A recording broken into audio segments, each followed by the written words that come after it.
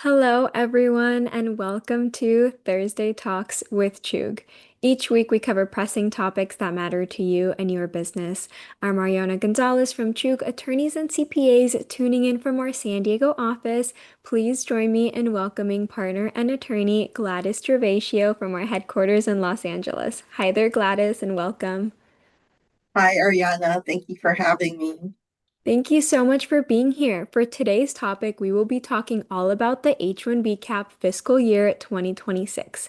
Just a quick disclaimer before we get started, this conversation is for informational purposes only. It does not create an attorney-client relationship, so if you do have questions, please comment them below or email us anytime at info@chub.com.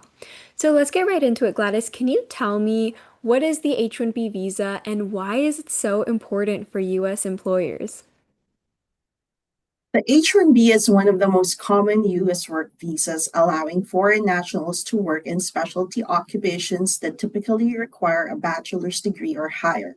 Now, one of its advantages is it's a dual intent visa, which means foreign nationals can pursue a green card while on H-1B status. However, for new cases, there is an annual cap on how many can be issued. That's 65,000 plus an additional 20,000 for those with U.S. master's degree or higher, which is why the H-1B cap lottery plays such a central role.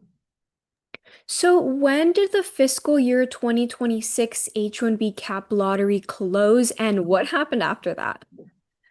For fiscal year 2026, the lottery closed on March 24th and results were released on March 30th.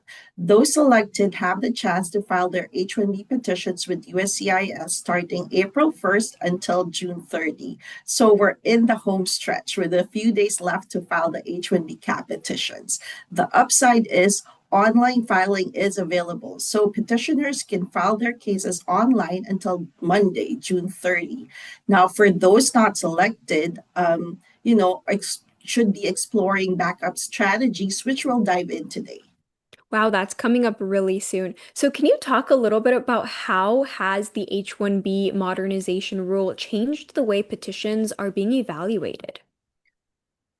USCIS now emphasizes that acceptable degrees must be directly related to the job duties.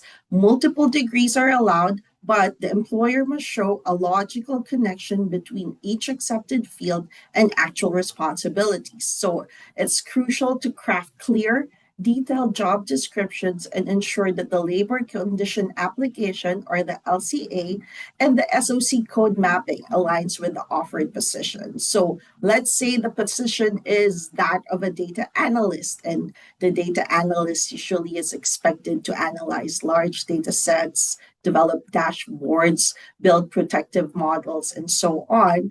Acceptable degrees would be a bachelor's degree in data science, which is directly related to the position, could be statistics, also directly related, has strong statistical and analytical foundation. Computer science also is considered directly related. Now, and business analytics is also acceptable if coursework includes data analysis, modeling, and programming. So in this case, employers should be prepared to explain why each acceptable degree equips the candidate with the knowledge and skills to perform the data analyst duties. So we know there's an alphabet soup of options for visas to come to the United States. So can you talk about what makes the H-1B visa uniquely valuable compared to all of the other options out there? Well, once you've been counted in the cap, there is what's called the AC-21 law, which H-1B holders can extend their stay beyond 6 years if they're in the green card process. So it's the American Competitiveness in the 21st Century Act, or AC-21, which makes it easier for foreign nationals working in the U.S. on H-1B visas to change employers and extend their ability to stay in the U.S. while their green card process or adjustment of status is pending. So if the I-140, their I-140 is approved, but the priority date is incurred, they can extend for 3 years. And if the perm or I-140 is pending for 365 days or more, they can get 1 year extensions. This is certainly vital for nationals from high demand countries like India and China. So, is there a way to avoid the H-1B cap altogether? Is that possible? That is possible, Ariana. There is employment with cap exempt organizations, which avoids the cap entirely. And these include US universities or affiliated nonprofits, nonprofit research organizations, and government research entities. Also, cap subject employers can employ someone concurrently with a cap exempt employer if the cap exempt employment is maintained throughout. Mm. So, what if a candidate wasn't selected in the H-1B lottery? Are there any alternatives? Absolutely, Ariana. There are options like I mentioned, cap exempt H-1B employment. And then there's the option of re-registering for the next year's lottery. But you can also explore other visa types like the F1 under the OPT or STEM OPT program, the TN E3, H-1B1, the O's, the L's, and dependent options like H4 or L2. Yeah, there are quite a few out there. So if you are watching this and have questions about the other options, feel free to reach out to us anytime. We would love to help you. So, can an F1 visa holder stay and work in the US if they're not selected? Well, yes, they can if they have an existing optional practical training or OPT, usually for 12 months. And also, if eligible, they can apply for a STEM OPT extension where student gets additional 24 months of work authorization. There is also that option of enrolling in a new program and using curricular practical training or CPT. But I say this with caution because we know CPT always triggers USCIS scrutiny. So it's good to ensure that it's a legitimate CPT program, always maintain good records such as transcripts, syllabi receipts, and proof of actual class attendance. Really good insight there. So, can you talk about what the visa options are that are tied to nationality or trade agreements? Sure, Ariana. So there are three solid options. You have the TN for Canadian and Mexicans under the US Mexican Canada Agreement or formerly NAFTA. And then you have the E3 for Australians and specialty occupations. It is similar to an H-1B in terms of the specialty occupation requirement, but it has a simpler process. Employers do not have to file petitions with USCIS and that get them approved before the beneficiary can apply for their visa. The beneficiary can directly apply for their E3 visa at the consulate with a certified LCA and other supporting documents showing their eligibility. Now, there's also the H-1B1 option for nationals of Chile or Singapore, also similar to the H-1B in terms of the specialty occupation requirement, but does not require a petition approval from USCIS like the E3. The beneficiaries can directly apply for the visa at the consulate with the certified LCA and supporting documents. But please note that while these are good alternatives, they do not lead directly to green cards. So it's wise to keep applying for the H-1B lottery annually. So I know you just mentioned the E3 visa, so I want to ask about the E1 and E2s. How do those visas work for treaty traders and investors? The E1 treaty trader and the E2 treaty investor visas are non immigrant visas designed to promote international trade and investment between the US and countries with which it has qualifying treaties. Now, these visas allow nationals of these countries to live and work in the US to carry out substantial trade and develop direct investment operations. But again, these are temporary and don't provide a direct green card path. But the advantage is these non immigrant visas can be renewed indefinitely as long as the trade or investment activity continues and remains compliant. Really good to know. I want to get into the O1 visa a little bit. Can you tell us about that visa and who qualifies for the O1?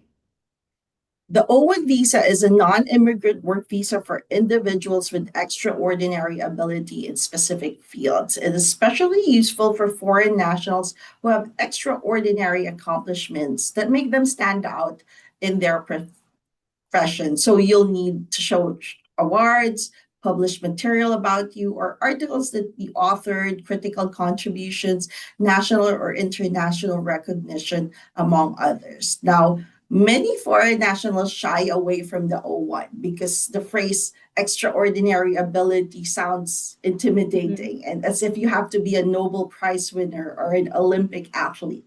But you have to remember, extraordinary doesn't mean famous. USCIS looks for well documented professional achievement, not celebrity status. So you don't have to be the best in the world, just among the top in your field and backed by strong evidence. So some key benefits of the O1 is there's no annual cap like the H-1B, no prevailing wage requirements or labor condition applications. Dual intent is allowed, so it's also good for those pursuing permanent resident and you may be filed year round. Wow, really good to know. So yes, that is a great reminder. A lot of people do feel intimidated by that O visa. They think they have to be a celebrity, but definitely reach out if you think you might qualify. We would love to look into that for you. So can you talk about how the L1 works and how that works as a long-term option for people? If a candidate works abroad for at least 1 year for a company that has a qualifying relationship with a US entity, they may qualify for the L1A, just for managers or executives up to 7 years in the US, or the L1B for specialized knowledge, which is up to 5 years. So the US and the foreign entities must have a quiet qualifying relationship, such as a parent subsidiary or affiliate relationship, which means the entities have the same parent company and both must be actively doing business.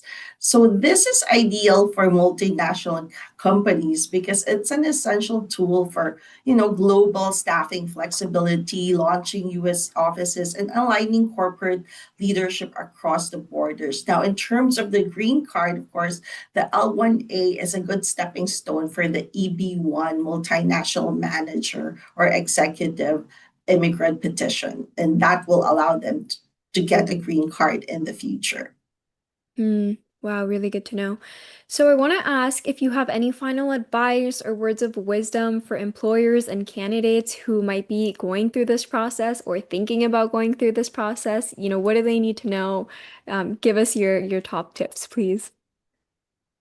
Well, my first tip would be to plan early. Don't wait until January of next year to prep for the next cap season. It always happens year every year we get last minute, requests for registrations and last minute requests to file their H-1B petitions once selected. So I guess planning early is number one. And then you want to vet degree relevance. Ensure the qualifications of the employees align with the job.